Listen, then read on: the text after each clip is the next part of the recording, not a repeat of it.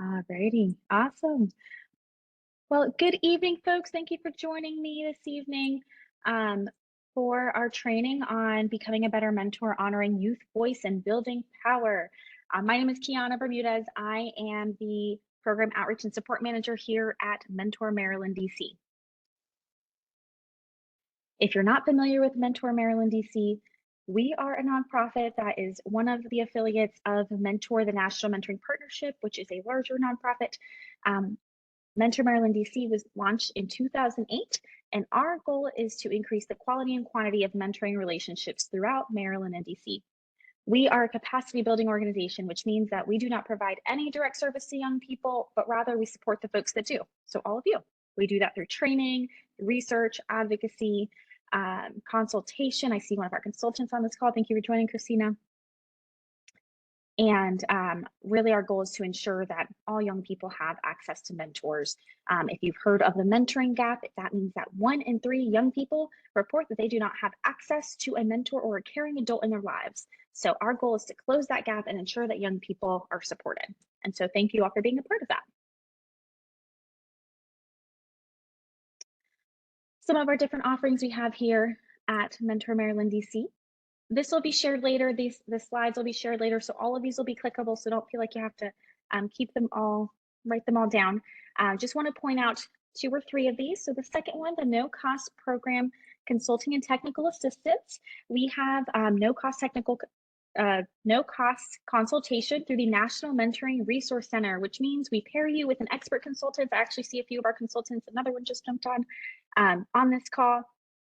Those consultants can help you in your mentoring program with anything from program design to creating a logic model to revamping your training, curriculum, recruitment plans, toolkits, whatever you can think of that has to do with mentorship. Our consultants are ready to support with that. So definitely take advantage of that. If you would like to learn more about that, connect with me later. I also want to point out the promotion of mentoring best practices, the elements of effective practice for mentoring. This is what guides everything that we do here at Mentor. And what this is, it's what it sounds like. It's a book that outlines all of the best standards and practices for mentoring, whether that be how to design programs, what recruitment might look like, what sustainability in programs looks like. It's a really great resource. It is a free resource, and you can find that online. And it also has print to order copies. All right. And again, this will all be shared out. So some virtual logistics. I know a lot of us hang out in virtual settings all the time, especially post-COVID, but WebEx is a little new to some of us. So just want to make sure that we're all on the same page and that we're all able to best engage. So just a quick little crash course. At the bottom of your screen, you should see something that looks like this with options to mute, stop your video, share, put your hand up, and react. Please feel free to use those. You guys want to give me some emojis in the right now? We can make sure you guys can find those. Awesome. Thank you for that thumbs up, Braylon. Oh, thank you for those hearts. Oh, wow, they're all coming in. Wonderful. You can also see down there, you also see the participants in the chat. And in the chat, you can actually add GIFs and pictures and be really interactive with it. So something I do want to share is that we want you to participate. I like to say, which I'll share in a little bit, while I'm the facilitator, we are all the hosts here. We all help set the stage for what this feels like and looks like and making sure that we all feel welcomed and engaged here. So something we'll be using today is called Slido.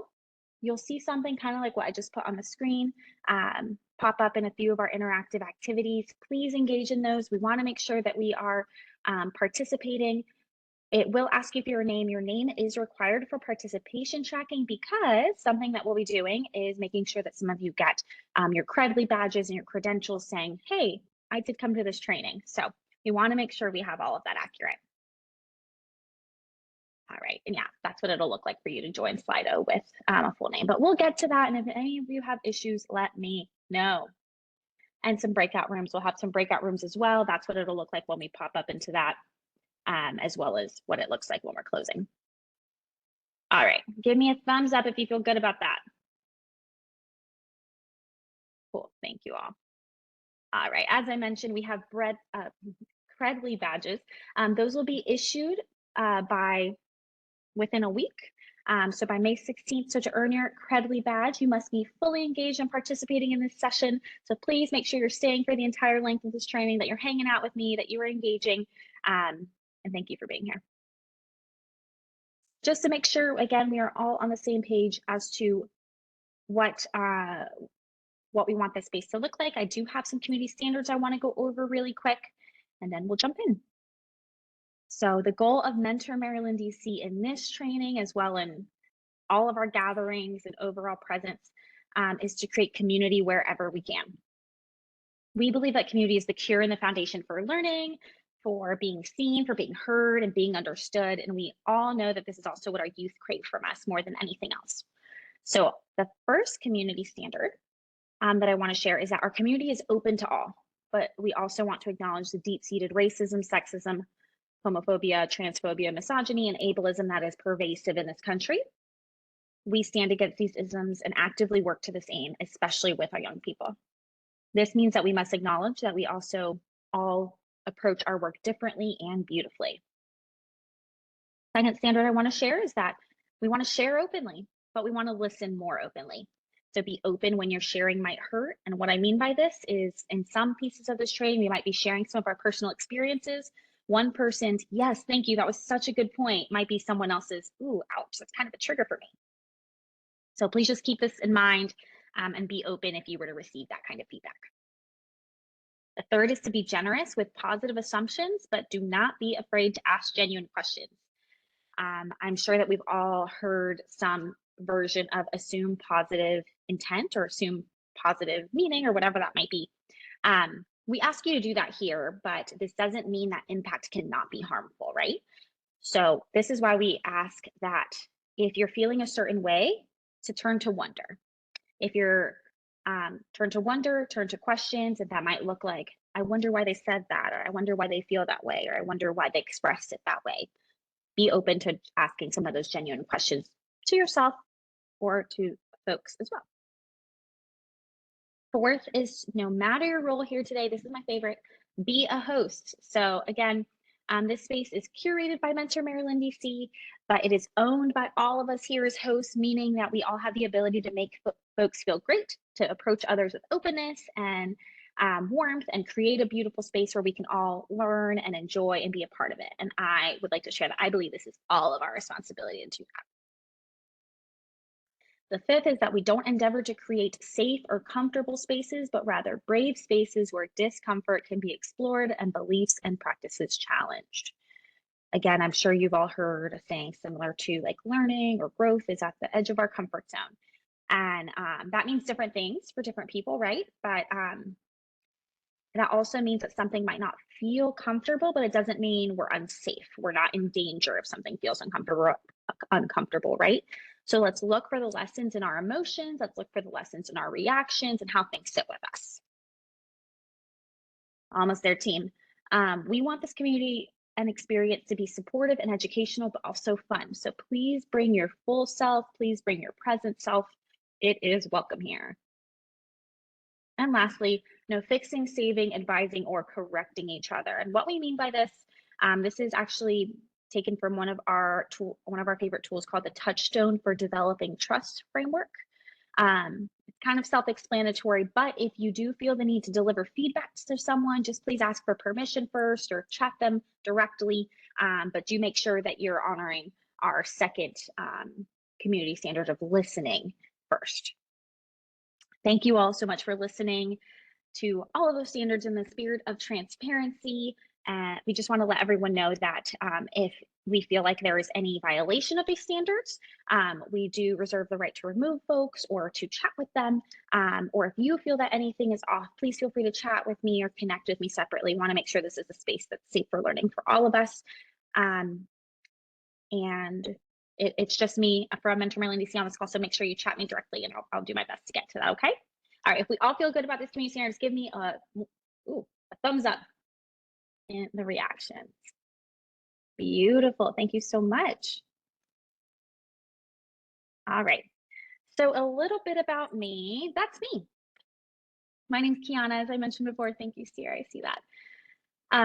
This is a little bit about me. As I mentioned, I'm the Program Outreach and Support Manager. I've been working in youth development, specifically in mentoring, for about 9 years. I am originally from South Carolina, but I've been in Baltimore for 8 years now. I'm an AmeriCorps alum. I'm first generation American born, first generation high school and college graduate, and my pronouns are she, her, and ella. I specifically share these things to share that every facilitator you meet and encounter has different lenses that they bring to a space, has different biases that they bring to a space, and this just gives you a little snapshot of my lenses and biases that I may be bringing into the space. So this is also why it's important for y'all to participate, so we can make sure we're getting multiple points of view on today's topic. And so I really appreciate you all being here and hanging out with me this evening. All right, we're jumping in. So, becoming a better mentor. Today's topic is from Mentor National's Becoming a Better Mentor resource, which you can find at mentoring.org/better mentor.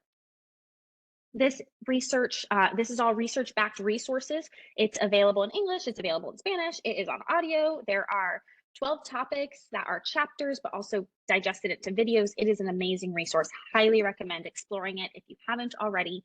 But the 12 topics are pertinent to really any adult or any caring adult that wants to support and be there for young people. And I really encourage you to check that out. You can also find any of our previous recordings on any of these sessions on our YouTube channel, the Mentor Maryland DC YouTube channel, or on our website. So today we're specifically talking about Chapter 8. Chapter 8 is on honoring youth voice and building power. And I'm going to give us a moment to warm up our brains to the topic a little bit with an activity that we're going to do on the next slide. So this particular is a really deep one. It's pretty meaty. We're going to get into a lot today. So we're going to do our best to get through as much as we can. But I would really encourage y'all to refer to the resource and read through it as well, to supplement what we'll be covering today, if you have the chance to do that at some point. All right, so we're going to jump into an activity here. If my slides will come on. All righty. So on your screen, you should be seeing a Slido. If y'all could go to slido.com for me and type in that code or use that QR code, that would be great. And then start responding. So this is what we're going to be doing in terms of our icebreaker today. So think back to when you were a child. Do you remember any adult who treated you like a regular person, not just a kid? Sad faces, no. Straight faces, maybe. Smiley faces, yes, absolutely, I do. All right, I see 3 of you responded and did have an adult who treated you like an adult or like a regular person. Awesome. All right, we're 50-50 now. Keep it coming, y'all. So I have 4 of you in there. All right, we're evening out.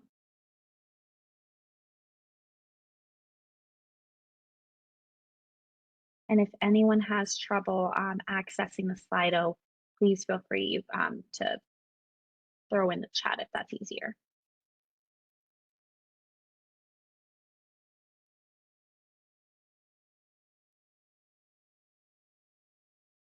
All right, so it looks like most of us did. And this actually kind of aligns with the data we know, right? If our data is that 1 in 3 young people maybe didn't have a caring adult in their life, and 60% of us did, that's about 30% that maybe didn't. All right, I'll give it about a few more seconds in case there's anyone still trying to activate that.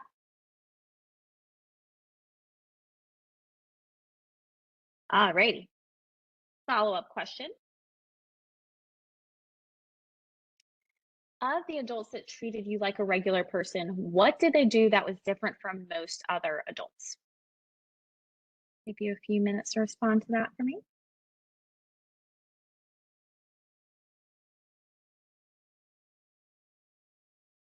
Joy, feel free to, yes, Chantel, on your screen, you should see slido.com and you should be able to put in hashtag capital VOICE, hashtag voice. That should let you in. If y'all are having trouble accessing it, please just put in the chat what your answers are. Thank you.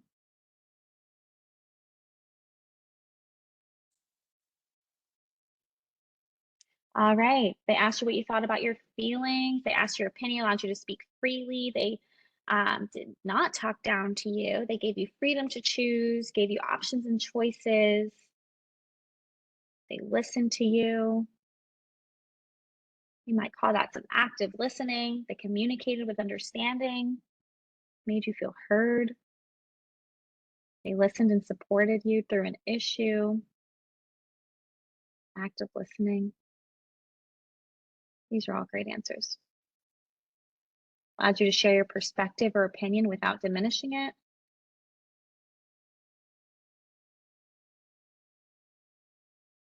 You're able to meet about what you agreed or disagreed on. They listened. Awesome. All right. Well, keep those in mind today because those are the adults we're trying to live up to and trying to be, right? And that's why we're all here. So, one more follow-up question. This is my last one for right now. In one word, how did that make you feel? How did it make you feel to have an adult that didn't treat you like just a kid, who made you feel heard, who listened to you? How did that make you feel? If you're not able to access the Slido, meet me in the chat. Capable, respected, important. Doubling down on respected and important. Powerful, valued, real, empowered, included, collaborator, visible. These are great. Loved, important, and valued, and respected.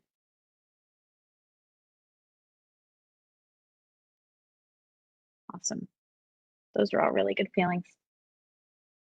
And we saw a few more coming in. Respected, included. All right.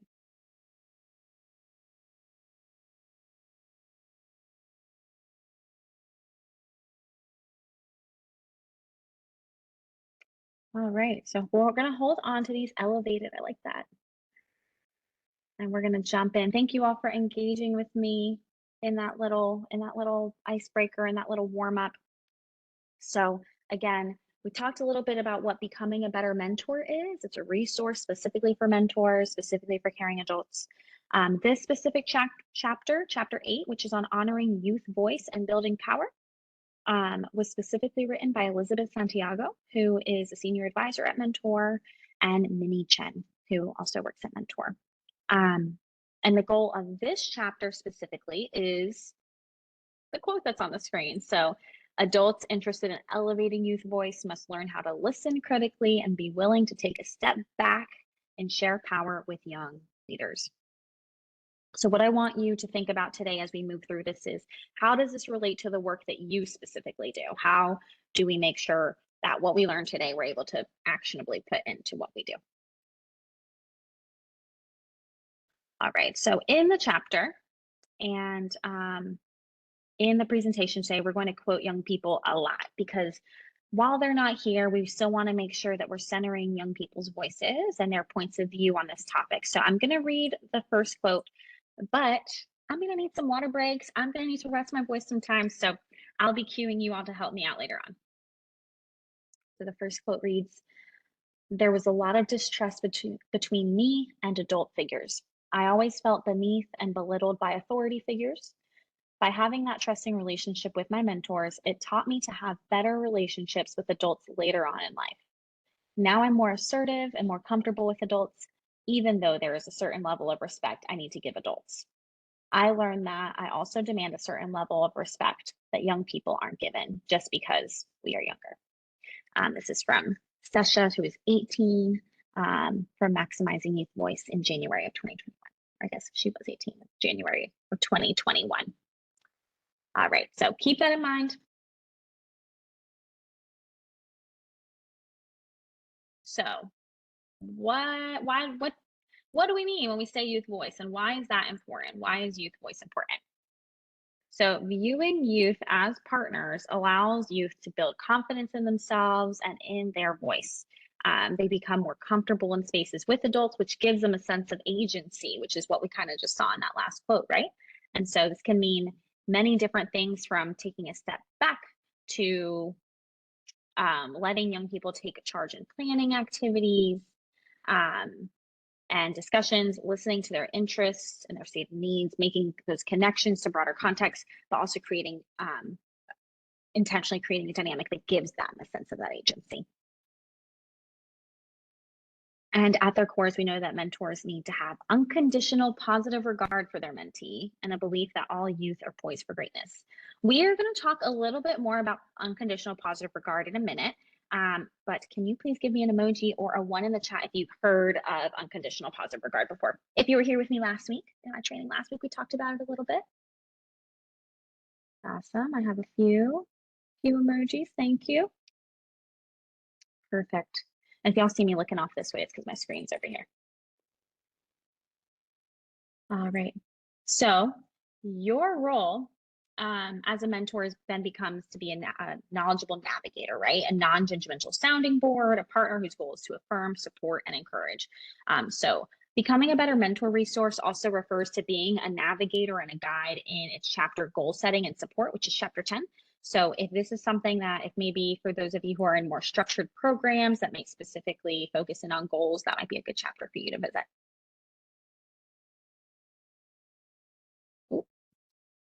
Why else do we do this? Because we know knowing when to lead and when to follow, when to share your point of view, and when to open yourself to a different way of thinking requires practice and skill. So some of us might struggle with this. That's very normal. It can be difficult to try to see things in a new way or maybe from a different point of view, which again takes us to that practice piece, right? It requires practice. It is a skill. Everything we're talking about today is a practice that can be built, and that practice can build that skill. Does anyone potentially struggle with knowing when to share their point of view, or maybe knowing when to take a step back or when to follow? Maybe have any stories about that? Got some thumbs up. Thank you, Sydney. Go ahead, Bethany. I see that hand. Or maybe you were trying to do an emoji and now I've put you on the spot.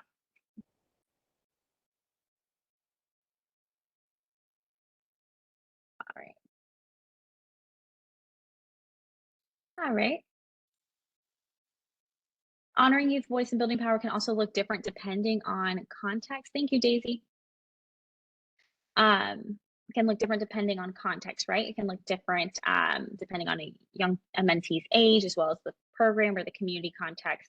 And as we know, context means everything. So we'll definitely talk about this specifically more later on. Thank you all for sharing those examples in the comments. I have Daisy shared, sometimes I struggle with relating to houseless youth. Yeah, it's hard sometimes to relate to folks who you don't have the same lived experience as. Joy shared, I was told I do too much for my son. Yeah, so sometimes it can be hard to let young people have agency when you're like, I can just do it. Thank you for sharing those experiences, y'all. So why is this important?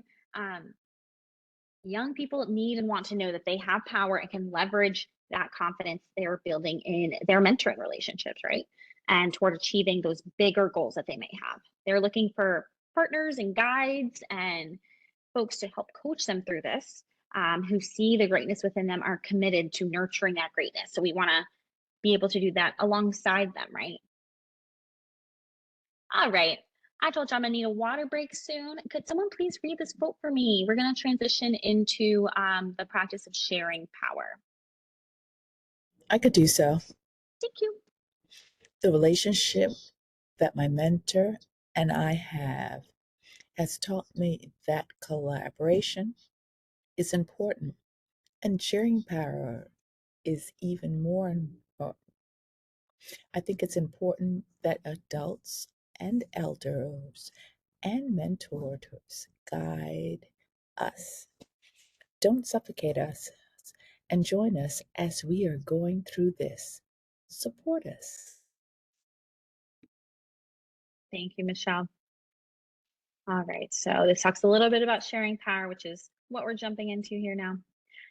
So the practice of share power actually comes from the Search Institute's developmental relationship framework. So Search Institute created the developmental relationship framework. It has 5 different elements in it. I don't know why I almost put up 2 hands because that said 5. It has 5. And this is specifically expressed in 20 specific actions that are proven to catalyze young people's lives. Those 5 elements are express care, challenge growth, provide support, expand possibilities, and lastly, share power. And that's what we're focusing in on. So sharing power involves specific actions such as showing mutual respect, giving young people a voice in decisions, collaborating and solving problems, and creating leadership opportunities for young people. And what share power might look like if a young person were to be vocalizing what that might look like for them, they would be saying, hey, treat me with respect and give me a say, which is what's on your screen right now. So these specific different actions are: respect me, take me seriously, and treat me fairly. Include me, involve me in decisions that affect me. Don't just make decisions for me or about me, involve me in those. Collaborate, work with me to solve problems and reach goals. Don't solve them for me, don't tell me what to do, collaborate with me. And let me lead. So create opportunities for me to take action and lead. Does anyone feel that they do any of these well? And if you do, I would love to learn that. And maybe if you don't, do you remember a time when maybe someone did this for you as a young person? I have one person share either in the chat or off mute.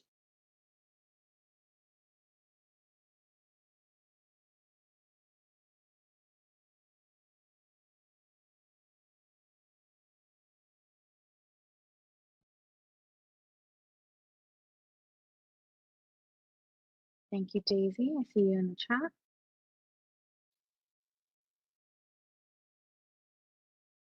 Creating opportunities is a big part of what you do as an organization: school, work, training, housing.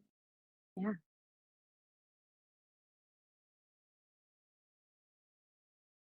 How do young people potentially lead or take action in those opportunities?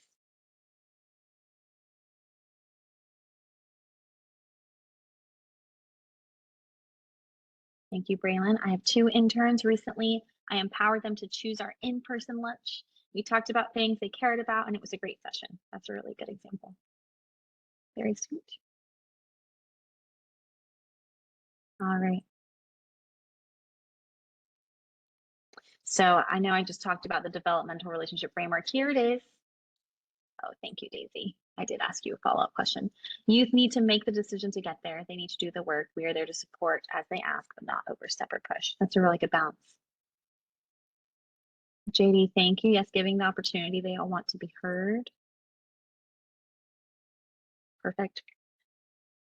Experiences define interests. I try to include members when formulating plans for their growth. They collaborate with me. I love that, Sydney. So making sure that they're a part of that. Thank y'all for sharing. All right, so here on the screen is the developmental relationship framework at a glance. If you're interested in a full training on the developmental relationship framework, please let us know when you complete your survey at the end. It'll be emailed to you, and it'll also be on the last slide. But we love this framework and we'd be happy to bring that information to you. But as you can see, it has the 5 different elements of the developmental relationships framework, which again are express care, challenge growth, provide support, expand possibilities, and share power. And you can see how it does impact other indicators and outcomes such as social emotional competencies, academic outcomes, and other thriving indicators. So highly recommend it if you're looking for another resource.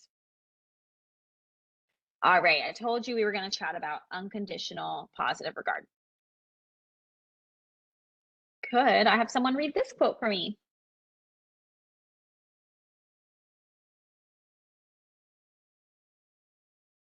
I can read it. I'll read it. Oh, go ahead. Okay. Unconditional positive regard. My mentor did a great job breaking down those boundaries. Every time I would greet my mentor, she would greet me with, "Hello, my friend." Just her letting me know that we are in fact friends and that she wasn't just an adult telling me what to do, that meant a lot to me. Thank you for reading that, Gwen. All right, so as we You're know, welcome. practicing unconditional positive regard, all right, there we go. Practicing unconditional positive regard. So psychologist Carl Rogers, this is something that comes from him. When you have unconditional positive regard for someone, this means that nothing they can do could give you a reason to stop seeing them as human, or to stop seeing them as lovable. It does not mean that you accept everything that they do. It does not mean that you condone everything that they do, but rather that you accept who they are as a person. And the mentoring relationship, I think, is one of the few places a young person can be their authentic self with an adult. So we want them to feel safe and be accepted for who they are. And that's the whole point of unconditional positive regard. And unconditional positive regard is not easy. When we think back to growing up, I know we may not be able to identify maybe many adults who treated us with unconditional positive regard. So it really is a gift that we can give to young people with practice. And I like to think that it goes beyond that too. Like, imagine if we all practice this with all the people in our lives. So we're gonna practice this. And I have something I'm sharing in the chat. You should be able to open it and it should give you all individual copies. Let me know if that link works for you.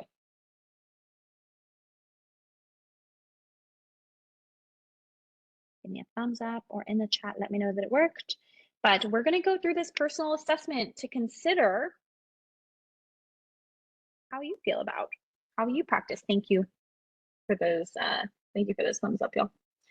This is going to help you. This is private. This is yours. This is your copy. Thank you, Christopher. This is your time to write your little answers and to do a personal assessment on whether you practice unconditional positive regard. I'm going to go on mute for about 3 minutes. Give us some time to go through that. If you weren't able to open the chat, I have the questions also on the screen. So please feel free to write that down on a piece of paper if that's helpful for you. But this is just some time for us to personally reflect on how we show up for young people, what it looks like for us, what unconditional positive regard looks like for us. So I'm going to set a timer and I'll be back in 3 minutes.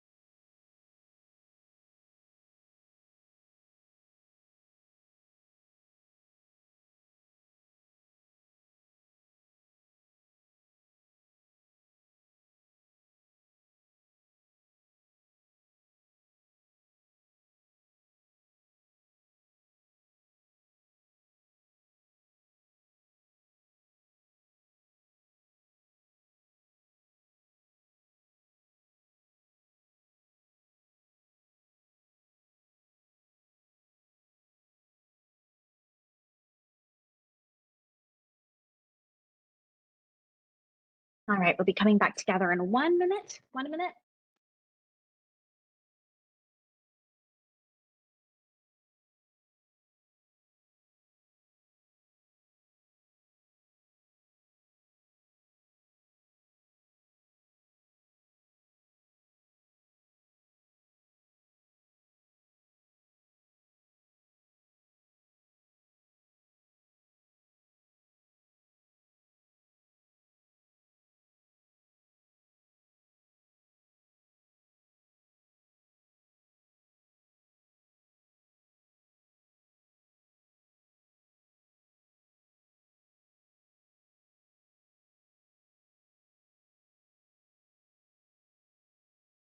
All right, we're going to come back together.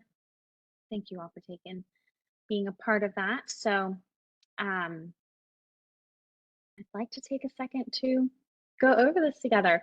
We're going to break out into smaller groups and come back together. Actually, let's just do it as a big group.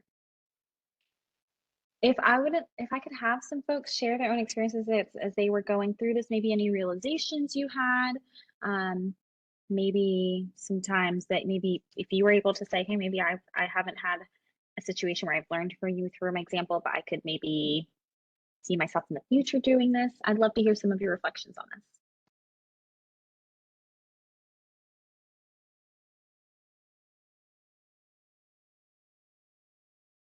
Hi, this is Michelle. I think Hi, that, Michelle. hi, I think that there are two questions that really stood out to me and it made me think. It was what motivates me? And then the second piece of it is, do you focus on potential rather than what you can already do? And I'm assuming you're referring to the mentee. So I see potential in the mentee, and I hope to draw that out, motivate them so that they feel empowered, and also provide guidelines so that they don't necessarily run off the road and have a major accident. But I do step back and make sure that they make mistakes and they feel anxiety and they go through a little hardship because that's how life is. And definitely, I'm there to listen, to coach, to guide, give guidelines, and when necessary, to kind of um, help pick up the pieces so that they can see that they're still accomplishing something even though it may be labeled as failure. I think of it as you're just learning. Right. So the end outcome might not always be what we thought, but like progress isn't linear, and being able to support young people through that and their processing while also supporting their wins, right? That's awesome. Thank you, Michelle. Anyone else You're want to share? welcome. I'll share. Thank you. The one I looked at the most was, do you recognize that young people can be and are leaders in the communities? And I work at the higher ed level, and yes, that's one of the things that I definitely push is that we have a judicial board, and these young people, they're already leaders in the community. They're already showcasing their talents. They're already exactly who they are, and we just kind of like help to bring that out, help to empower. So absolutely. Yeah, that's a good point. Young people typically end up being like when I think of all the sit-in protests that were happening last summer, that's led by young people. It's usually led at college campuses. It is very rare that there are movements that are not that young people are not often at the forefront of. Any other things that stood out to people as you were going through this? Hi, I really loved the question about do you respect adults and youth equally? I kind of came to the realization that I might actually have a tiny bit more respect for youth. They are the bulk of our volunteers, the bulk of our guests and clients, and really they come through in such a strong way compared to the adults in our group. And I mean, of course, I respect everyone and appreciate everyone's work, but it was a really interesting wake-up call of I actually do have a bit of a bias towards youth in general. If it has to go one way or the other, I think that's probably the better way for that bias to go. A question that always helps me process this one, especially when I was working directly with young people, is would I talk to an adult this way? And if your answer is no, that's a big moment to like rethink what you're doing or saying and the whys. Good.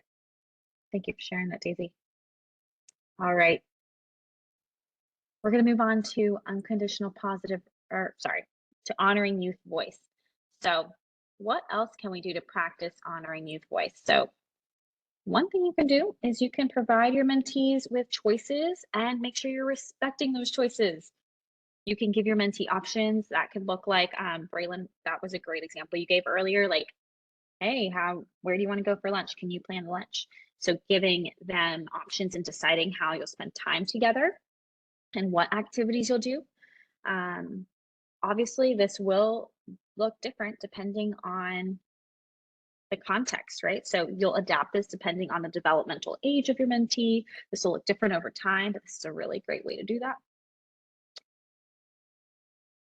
Honoring youth voice can also look like being open to learning from your mentee. So as a mentor, expressing your genuine enthusiasm and openness to learn from your mentee really helps break down that power dynamic between an adult and between a young person. Mentors can use resources, platforms, networks to which they have access to connect their mentee, elevate their mentee's voice and ideas, as well as encourage their mentee to lead in actualizing and implementing some of their ideas and goals. So a little bit of what you guys were sharing earlier and what you're already doing. Here's a sweet quote here that I'll read. So what means a lot to me is asking a young person's insight on something. It shows that you really care about their perspective and what they care about, and that you're willing to have conversations with them and willing to learn from them. Showing them that you're viewing them not only as a young person, you're teaching things, showing them that you're viewing them as not only a young person that you're teaching things, but a young person who can teach you things. That's extremely important and crucial way to really make your mentee feel like they have a say in their relationship. I think that one sums it up really well, in that even just like understanding their interests and being willing to learn about what's popular right now or what it is that they want to talk about, right? Letting, as some folks have said in the chat, letting them know, that helps them know that you're listening. And they really do love when they can teach us things too. Thank you for those comments. You can also practice proactive listening and actively ask questions and seek your insights. So this can look like listening proactively and asking questions to learn about your mentee's perspective will keep you also from assuming what's best for your mentee and telling them what to do, right? We're about to go into an activity here soon about active listening. And so this is a great way to do that, making sure we're proactively listening and asking questions makes us not make those assumptions and just actually learn directly from them. You can also honor youth voice by holding yourself and your mentee accountable for next steps. I saw this coming up earlier when y'all were talking. A few of you were talking about how in your programs, they're very goal-centric, or you might be supporting them through that. So this is a great way to do that, right? Being sure you're following up with your mentee after you've worked together, whether it was working together to discuss a problem, or maybe you decided a course of action. Follow up on that, see what's going on. Creating a plan together and then implementing it based on your mentee's feedback really helps them feel respected, because it shows that you value what they have to say and you're willing to go beyond simply just validating and simply just listening, but rather you're also taking action to support them.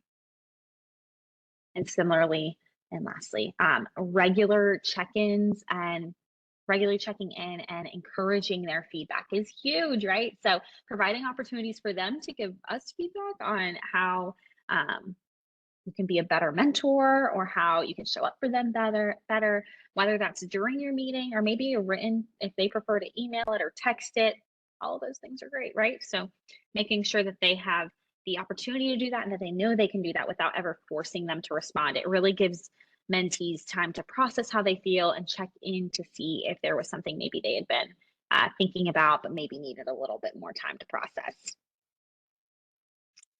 Some pitfalls to avoid when we're doing that is you want to be prepared to be challenged by youth. That's a big one, right? So as young people find their voice, they will demand to be heard, which is the point, right? We want to hear that. We want them to do that. But as long as there is mutual respect, it's okay to disagree on approaches. It's okay for us to disagree on goals. It's okay for us to just disagree. But being an active listener will help guide. Being an active listener and a guide will really help with that, right? So if you are working on a project, really creating norms for decision making might help mitigate some of those challenges, and just making sure you're like on the same page in case those challenges came up, and they do challenge you, because they will. Check your biases. It's important for young people to know that their voice, their culture, and their identity are of equal importance to those of anyone else, including their mentor, so including especially you. So being aware that we all have biases, none of us are immune to it. And so just making sure you're aware of those and you're checking them, and you're checking them at the door before you meet with your mentee. We really want to make sure that we're showing up in the best way for our young people. And lastly, don't patronize. So in other words, don't pretend you're interested in learning more when you really aren't. Don't pretend that you care when you really don't. Young people can definitely tell if you're patronizing them. They can sniff out when folks are being fake and not being real. And so always be authentic, always be showing up as your authentic self and show genuine interest. And if you're not sure about something, ask. All right. So we're about to listen to a story, but before we do that, I wanted to provide a helpful definition of active listening. So we talked a little bit about it. A lot of you, when you talked about how adults showed up for you when you were younger, almost all of you said, they listened to me, right? So how can we embody that? How can we do that? Active listening involves attentively seeking to understand a speaker's message rather than passively hearing the words that a speaker says. Active listeners provide both verbal and nonverbal feedback to show their sincere investment in what the speaker is sharing. So that might look like, nodding your head, leaning in, actually making eye contact. Some mm-hms. Yeah, that's a great point. Showing that you're actively present. Active listening can help to build trust within a conversation, thereby allowing the speaker to communicate more easily, openly, and honestly. And that's what we all want, right? We all want our mentees to feel like they can communicate with us more easily, openly, and honestly. So I am going to back up, actually. Do we all feel good about that definition? Does anyone have questions? Does everyone feel good about this active listening? See some thumbs up. Thank you. Got some yeses in the chat. Thank you so much. Perfect. All right. So we're going to explore an important component of honoring youth voice, which is active listening. We're going to hear an example of great active listening, and then we'll break it down more on the next slide. So we're going to begin this exploration by listening to an audio clip of a StoryCorps teacher. Her name is Celeste, and her student Erin, and a story that Erin shared with her teacher. So Erin shares in this that he's homeless, and this was their follow-up interview after he had shared with his teacher that. And for those of you, let me see if I can get my computer to do things. Okay. I'm going to share, if you're more of a visual person,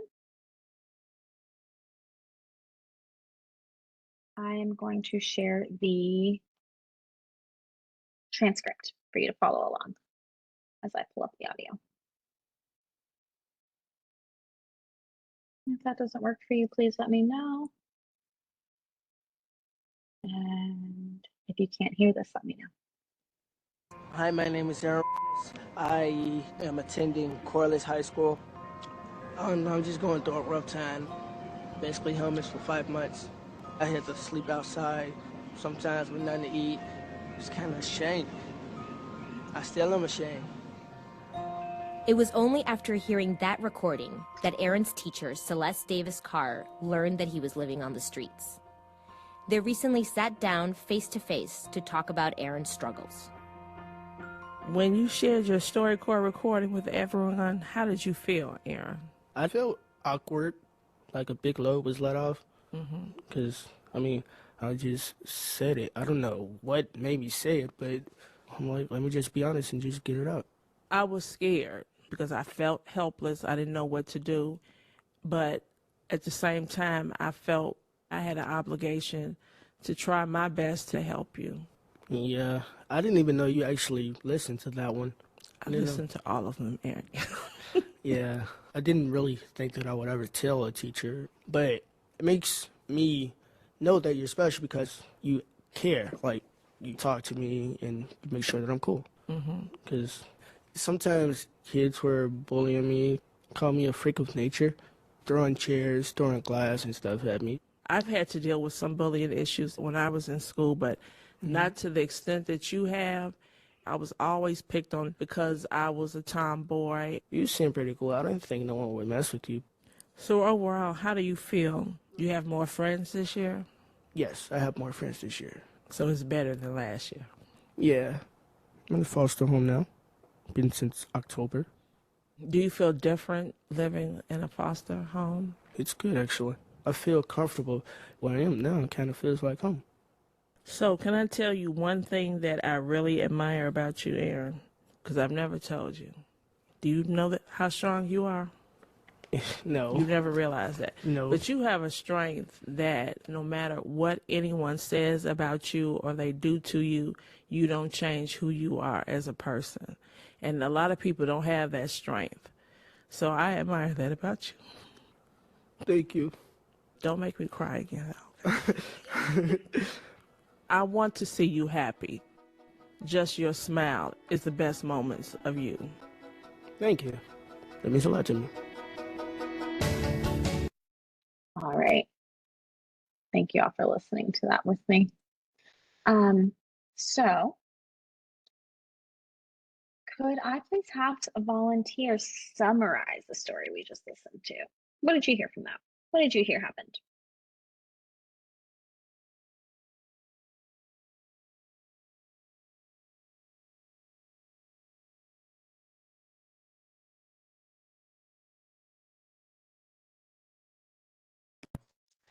I heard a mentor validating a mentee, giving him feedback that maybe he's never heard before.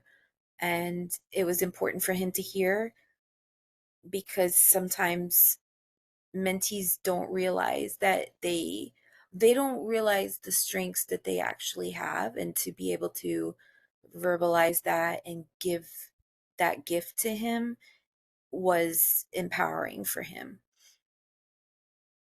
Absolutely. Thank you, Christina. Does anyone want to add to that, either coming off mute or in the chat?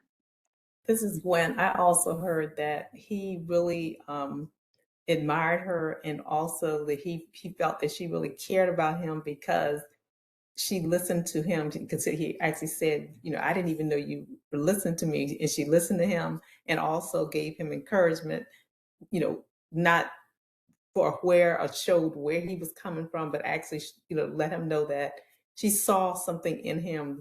She admired him, and that made him feel good with everything he had gone through. Right. One of the quotes that always gets me is when he was like, I didn't think you listened to those. He's like, I listened to all of them. Like, of course I do. That always chokes me up a little bit. Miguel, I see your hand up. Yeah, I could hear that. You know how she empathized with Aaron. So I guess it's just to add on to what everyone else said. She understood and gave an example of how she could relate. When she was younger, and how she was also bullied. So she also shared her experience. Yeah, she shared her personal experiences. She lended. I was also impressed by how much she knew, right? She was like, how are you doing with your friends? How are you doing with this? She was following up on a lot of things she knew. I see some in the chat. She validated his emotions. Situation changed for the better. There's a lot of compassion and encouragement. She followed up on previous conversations they had. Yep, that's what I caught on too, Catherine. She did a follow-up check. Yeah, how he's faring. How's his living situation? I saw another hand go up. Hi, this is Sydney. Hi, Sydney. Piggybacking off of that last point, I love that not only did she validate his experience and then shared, she had empathy and sympathy for him. She also did not take away from his experience, and she didn't say like, "Oh, well, I've also been through the same thing, and you'll get through it." She said, "I haven't been through it like to the extent that you have," so I really appreciated her validating that and not taking his pain away from that. Right. That's such a good point. That's something that a lot of times we naturally want to do. Last week we had the training on providing emotional support and empathy, and we talk a lot about that, like the writing reflex and the reflex that where you want to just make it better and be like, it's going to be okay. It's like, you don't know that. Like, you kind of step into sympathy instead of empathy. That's a really good point, Sydney. I see some more of y'all in the chat. Someone was listening. She was engaged and relatable. Awesome. All right. I'm gonna actually skip. I think that I think y'all answered a lot of these questions, right? I'm pointing over here because this is where my screen is. Y'all shared that it was powerful for Celeste to listen to Aaron's story because he felt heard and he knew someone cared and he had someone to listen. And Celeste showed that she was listening to him by following up and giving some of those affirmations. But why do you think it was important to Aaron that Celeste listened to him and his story? And how do we know that that was important to him?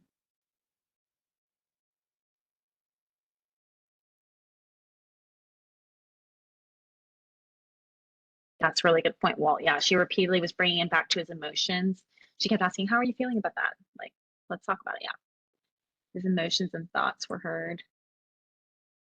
It's good. They were validated. Perfect. Thank y'all for hanging out with me and for listening to that story with me. We made it without crying. Good job, team. All right. So we do. I love the emojis. Thank y'all. So I'm actually going to say, okay, a lot of us did cry. Correction in the chat. Thank you. So these questions I have on the screen are actually for us to take with us to continue checking on our own capabilities as it relates to active listening with our mentees. So as I want you guys to take a picture of it, you're going to get it. I got a copy of this as well. But these are just some questions I want you to take with you as you process that. And we're going to do another story for those of you who cried. We might cry again. For those of you who didn't, you might. All right. So as I am reading this case study, I'd like for you to jot down some observations. Give me 1 second to make sure I have all the right things up. All right, and if you again are, I'm just going to read it. We'll share that in a second. Okay, so this one actually won't make you cry, so never mind. All right, so Marie is a first-time mentor who has been matched with Sandy, a 13-year-old in middle school. Marie is a young lawyer and is very excited to be a mentor, as she feels like she has a lot of experiences and knowledge that could help a young person. Marie has met with Sandy a few times and usually comes into their interactions with a lot of excitement. She always starts by asking Sandy a bunch of questions such as, how was school today? How do you like being in school? What do you like in school? What are some things you enjoy doing? After a long day at school and having to take care of her siblings at home, Sandy is often overwhelmed by all of Marie's questions and her enthusiasm feels fake to her. Sandy responds either with short one-sentence responses or, I don't know. Marie isn't sure what to do now or how to get Sandy to elaborate. So instead of asking more questions, Marie jumps right into the next activity without asking Sandy what she would like to do or what would be most helpful. In actuality, Sandy is actually intimidated by Marie and sees Marie as another professional authority figure who is hard to relate to, as Marie hardly ever shares anything about herself other than stuff about her job and her academic experiences. Sandy feels uncomfortable asking Marie any questions or sharing that she would actually like to work on her public speaking skills and is terrified of presenting in class. In one instance, when Sandy did mention that she really disliked her English class, Marie was adamant that Sandy should speak to her English teacher to let him know how Sandy was feeling, as from Marie's past experiences, this has always helped Marie feel more comfortable. Sandy wasn't sure if this was the best thing to do and felt like it was already difficult to speak to her teacher because he held views different from hers. However, Sandy just agreed and told Marie she would talk to her teacher. Marie later checks in with Sandy and asks her if she talked to her teacher. Even though she hadn't, Sandy says yes, because she doesn't want to disappoint or upset Marie. All right, so we're going to break out into some breakout groups. This wouldn't be a virtual training without it. And there's going to be some questions that I'm going to share with you. I'm also going to put them in the chat. You'll be broken up into different groups.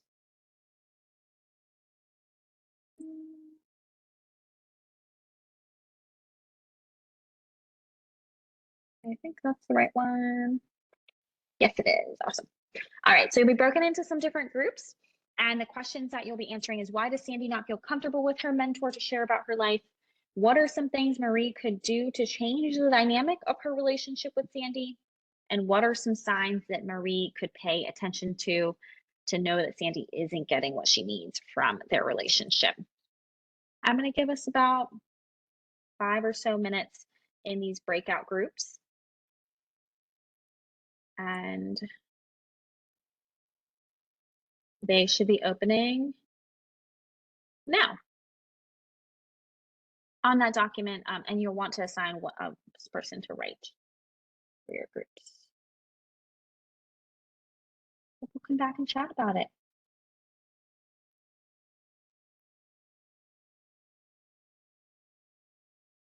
If you have any issues, let me know. You should have gotten a prompt to go into those, and the transcript is written out for you, as well as where to write in some of your responses. I see that hand up. Hi, Justin. What you need?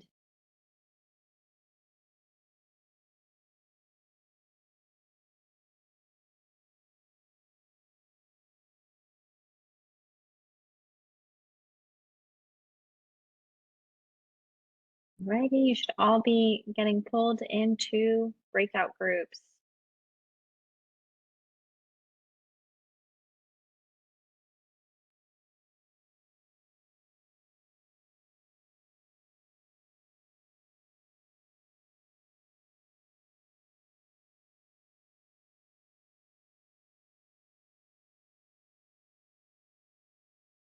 You are currently hearing my voice. You are still in the main group. Please join your breakout groups. Thank you. If you're having any trouble, let me know.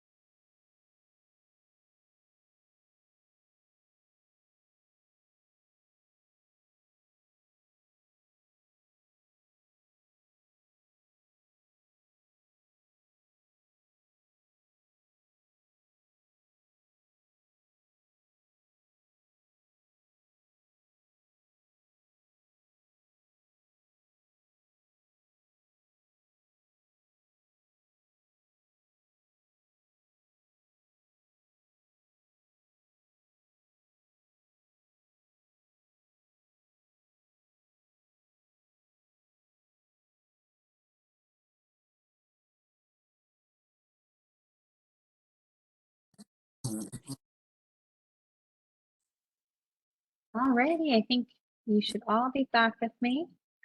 If you got lost somewhere, I'm so sorry. Alrighty, so I want to hear from your groups. Could someone share what their group's response is?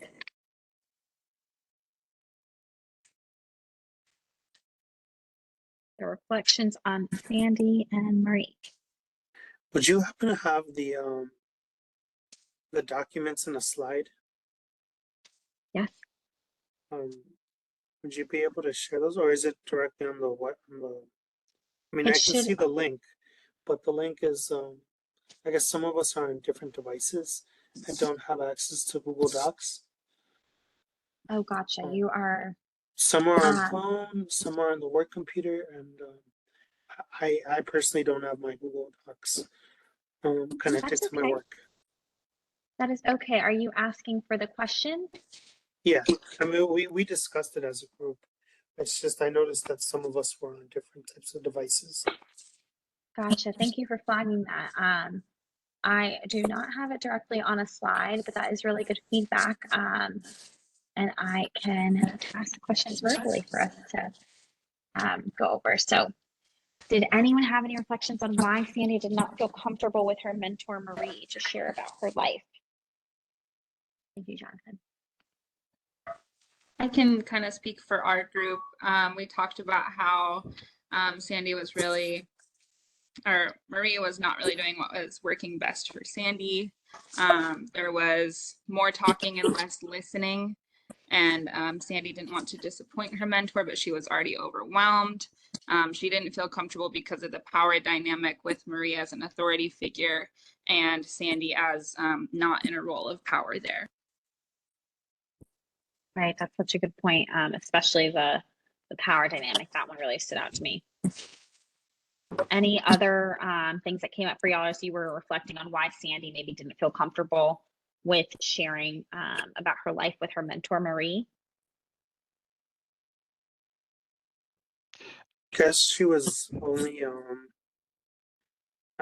directly just asking questions on that weren't relevant, or I guess to the mentee's life, or how she felt at that moment. So it was just basically, how's your school day? I'm assuming that she's not interested in that, so she wants to be heard. Right. I guess she wants to express herself in a certain way, and I guess she's giving her mentor signs, and she's not taking it in. So it's, I mean, I guess she's starting to see those signs. So right, yeah, so that's what we discussed. that makes sense. Yeah, she didn't feel like her mentor was getting to know her, learning her interest, right? That's something we talked about earlier today. A big piece of honoring youth voice and sharing power is learning your mentee and learning their interests and taking interest in what they care about. Anything else anyone would add to that first piece? Why did Sandy not feel comfortable with her mentor, Marie, to share about her life? Marie's a very confident person. She's learned to assert herself in dealing with others, and she's applied the same methods and attitude in dealing with Sandy that she's used in her legal profession, and it just won't work. That's such a good point, bringing in her experience, right? Like she's maybe only used to interacting with people in one certain way, but that's not how genuine relationships work. Yeah, I see you here in the chat. Well, when you can't relate, it's hard to open up. Everybody's different, and she needs to adapt to different styles, adapt her style to meet the needs of the people that she's dealing with. Exactly. Yeah. Perfect. All right, folks. So what are some things Marie could do? So we talked about like why that didn't work. What are some things that Marie could do to change that dynamic? What can she do differently to make that, to help that shift?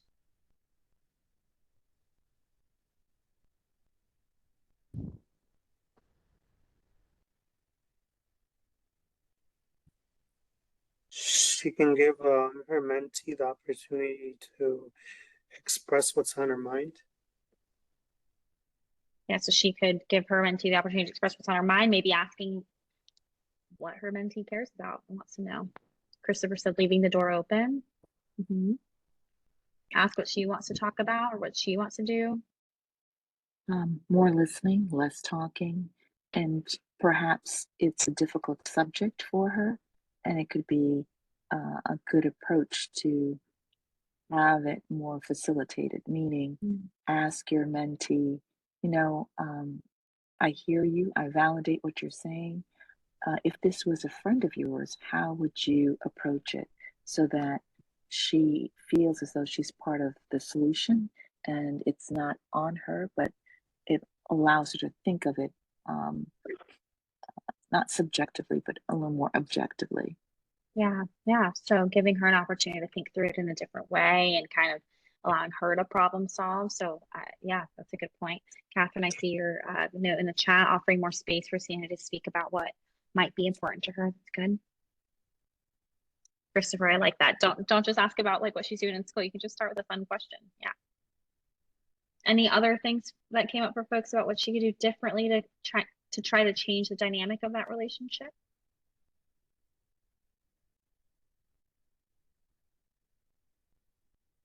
All right.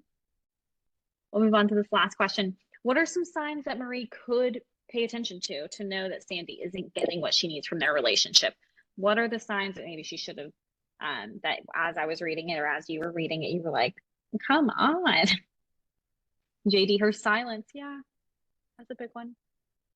Body language, that's probably a big one if they're in person. Facial expression. The one word answers. So like being disinterested.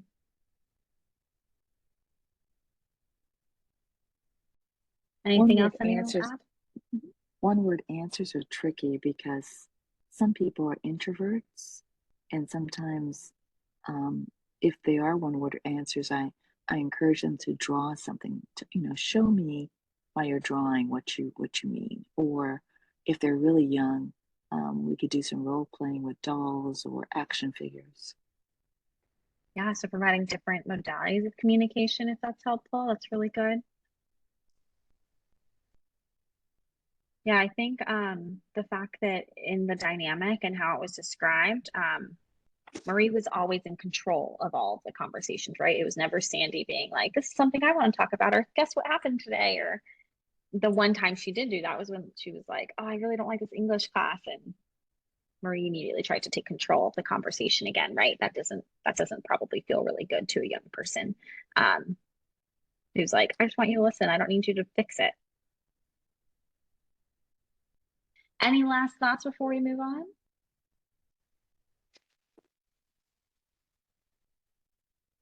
You can join me in the chat. Come off mute. All right. Well, thank y'all for doing that activity with me. So just some contextual considerations as we're talking about this. So this will look different across with any mentee, right? But some things I really want y'all to keep in mind is your mentee's age. So if your mentee maybe is still in elementary school, providing choices and activities and asking questions are ways to honor youth voice and ways to gain trust, engage their interest. And part of this still allows them to sit in the driver's seat and give them some, while you might be still giving them some directions and helping guiding them and figuring out their goals and likes and dislikes. But again, that is age appropriate, right? So we want to make sure that what we're doing is age appropriate and keeping that in mind. We know that for older youth, it's important to move from not only providing options of like, hey, do you want to write what this color is, or whatever it is, right? Or just asking questions, but also to actually allow them to ask their own questions and make their own decisions and create their own plans, and then execute those plans as the main driver of that. So as we know, adolescence is a critical time for young people to have those experiences to build their confidence and build their leadership skills and to say, hey, I can do these things. I can do these by myself. It's great. So making efforts to cultivate their self-advocacy skills and giving youth space to identify issues that matter to them, and then brainstorming how they can achieve their goals or work to create that change, or different ways that you can do that with older young people.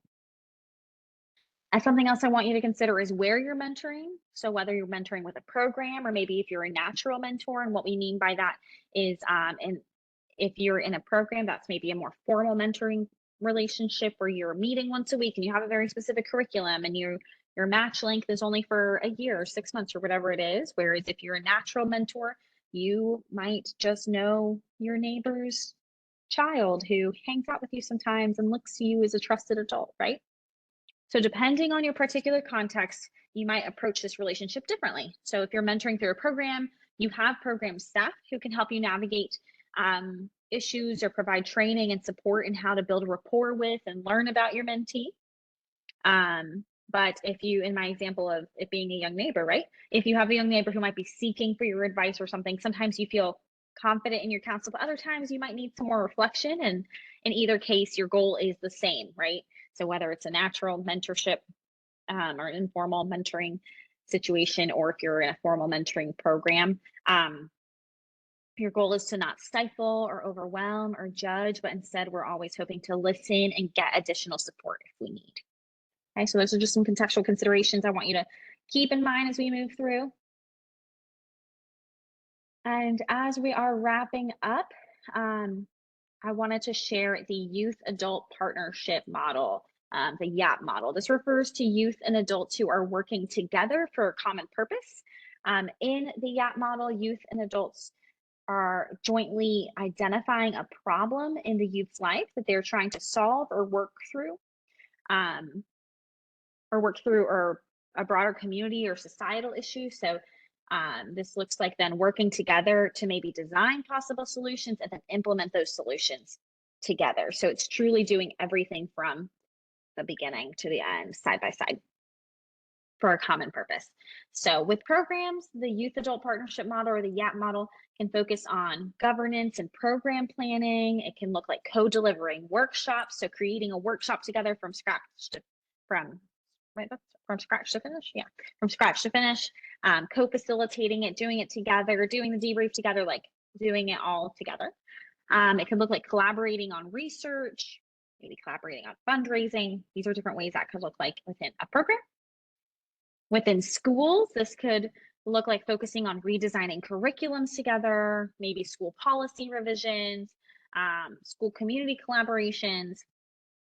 These types of projects are definitely, again, going back to those contextual considerations, they're typically geared toward older youth, but projects like these can be done with your mentee as well at any age and stage of their development, as long as we're making sure that it's appropriate. But we should never assume that elementary school age young people, for example, would not want to positively impact their community, right?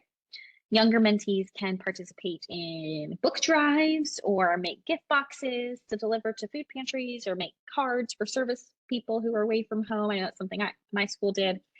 So that's a good way to do that. But again, how to apply the Youth Adult Partnership Model is identifying a problem jointly. So saying, a young person might say, hey, I hate that I always see litter on my street all the time. It's like, okay, that is a problem. Yeah, how do we address that together?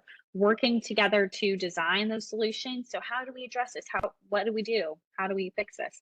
And implementing that together. Oh, we created a community like cleanup day, and we're gonna flyer for it together and implement it together and carry it out. So those are some examples of what a youth adult partnership model looks like, and I highly encourage you to do that.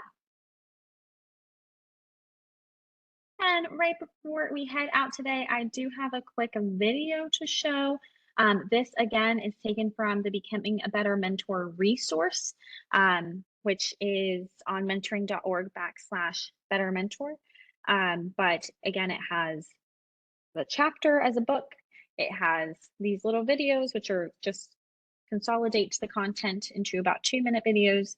And it also has them written in English and Spanish and audio. So great resource.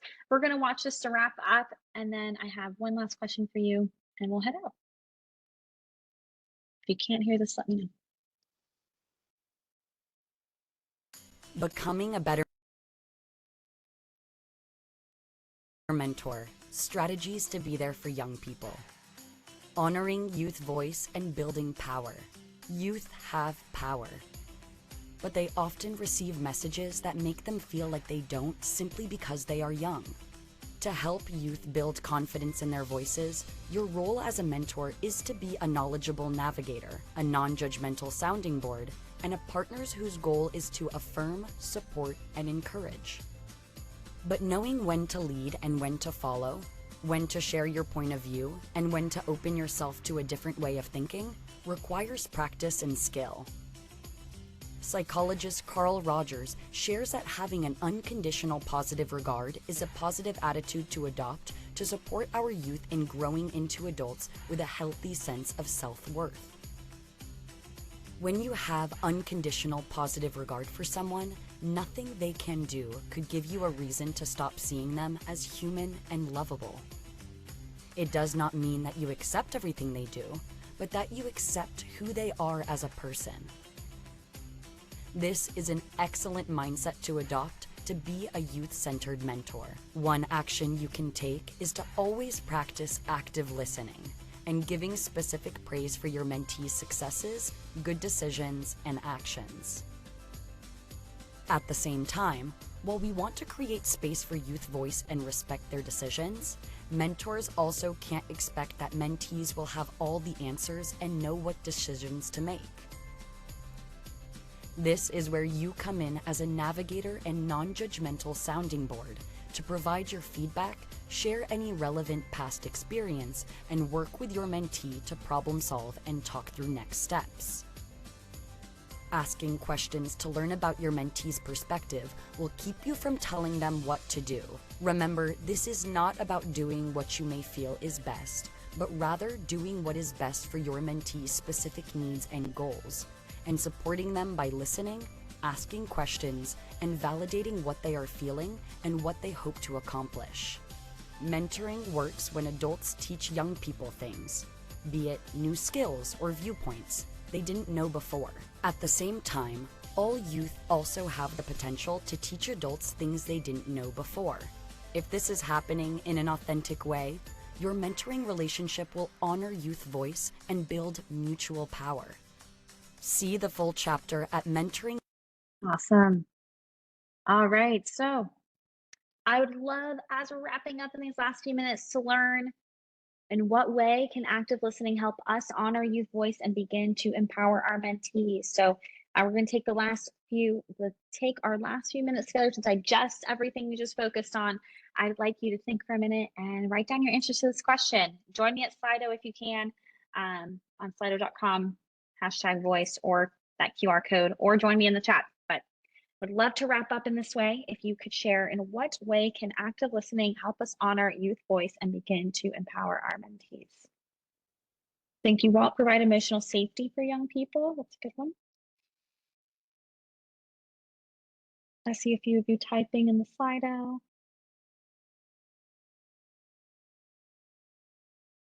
Recognizing what they say.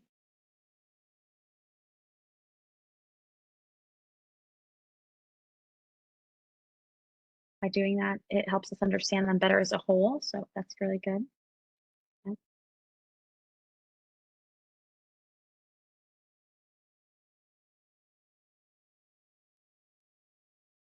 Can build confidence and trust. Yes.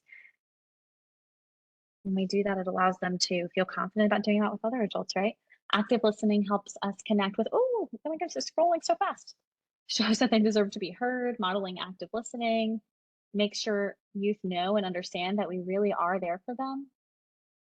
It gives the mentee a newfound sense of autonomy, helps them feel seen and more comfortable sharing what is going on in their life. It can help us honor them by giving them an active voice. It builds self-esteem and self-confidence. I see some of you in the chat over here too. Builds self-esteem and trust, allows them to feel a sense of belonging, helps them feel seen and become more confident in ideas and decisions, leading to a good relationship between mentor and mentee. It allows them a safe space to be heard and included. I love that. Builds trust, and being able to paraphrase shows that you respect them and are truly trying to understand them. Awesome. Well, in our last minute, y'all can keep typing these in. It'll actually save these for me, which is really fun. Building good self-esteem is important. It'll help them feel that what they think or feel is valued, and therefore we care. I love that, Milagros. All right, so thank you all for joining me today. I know the dinner trainings can be a little tough, and thank you for joining me for our last one of this series. You will get an email with an evaluation, but if you're so eager and want to do it now, feel free on that QR code right there. But thank you again so much for joining me again today. All of these resources will be shared within a week. And if you're interested in participating in a survey of national mentoring professionals through our national office, this is actually surveying the whole landscape of mentoring. We would love for Maryland to be represented. Please feel free to engage in that. But thank you all for joining me today. I'm going to hang out here for a few minutes in case anyone has any questions or wants to connect, but I appreciate you all hanging with me this evening. Thank you. This was very informative and well presented. I appreciate it. Thank you. Thank you, Bye, Michelle. everyone.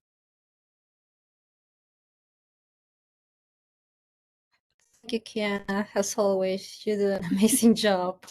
Thank you, Milagros. It was great to see you. Great to see you too. Take care. Mhm.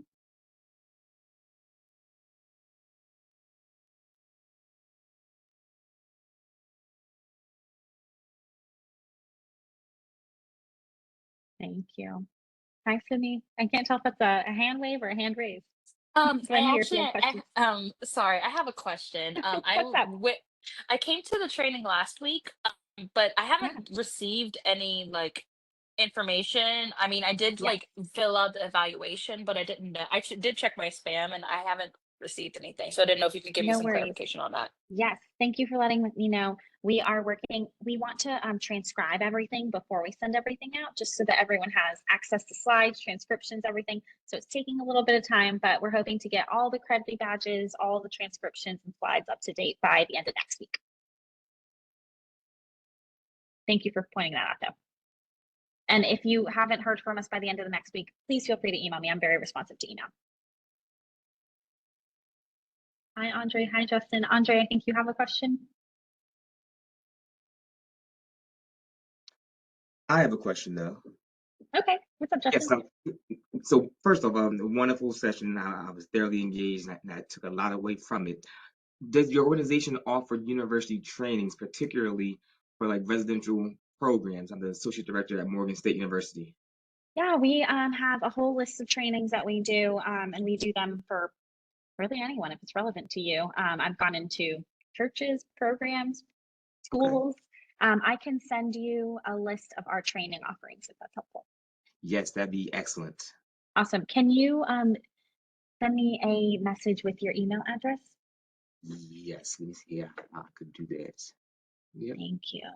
I'll send you an email right after this. Wonderful. Thank you for asking, Justin. Andre, I see your hand up. I'm not sure if you have a question for me.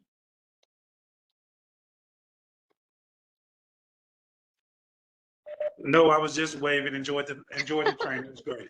I was just waving. Of course. Well, I'm glad to wave back at you. All right, folks. Well, I'm going to hop off here. Thank you again for joining me this evening.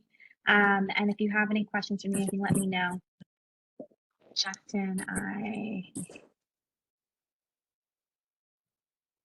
make sure I got. There we go. Kiana, this is Jonathan. Hi, how are you? Hi, Jonathan. Good. How are you? Good, good. Before you hop off, do you guys provide any technical assistance? We do. We provide no-cost technical assistance through the National Mentoring Resource Center. I will be very transparent in sharing that because it is federally funded, we are trying to use up all of our current fiscal year funds by the end of September. So if you're interested in that, please schedule a meeting with me. We'd love to get your application in ASAP so that we can get a consultant paired with you before that federal funds run out. Wonderful. Yes.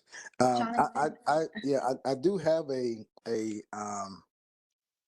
I don't know if he's still doing the technical assistance, but I had a young man who did a great job. I would love to work with him again. Do you remember who it was?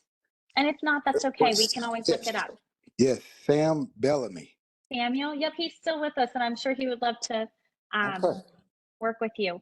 Yeah, Do you that would be remember good. how to do the application, or would you like me to send you information about that? Sure. If you could send me that information, that would be wonderful. Sure. Can you do me a favor and either tell me or type your email address for me, and I can send it real quick before I log off. Okay. Let's see. I think I'm putting it in the right place. Let's see. So it's Jonathan. Let me. Let me see. So JONATHAN at symbol Mhm. THE, the hyphen symbol or dash symbol Mhm. YPIA.org. Got it. I will send you an email here shortly, and I'm literally just going to copy and paste the link and stuff, so it's not spam. It's just me trying to be quick and efficient. Okay, no problem. Thank you so Awesome. much. And if you have any issues filling that out or anything, I'm happy to jump on a call and help you do that. I know it Okay. can be a little clunky. All right. Thank you again. Of course. I will talk to y'all soon. Thank you all for joining me. I am All logging right. off. Have a good evening. You too. Bye, y'all. All right. Bye-bye.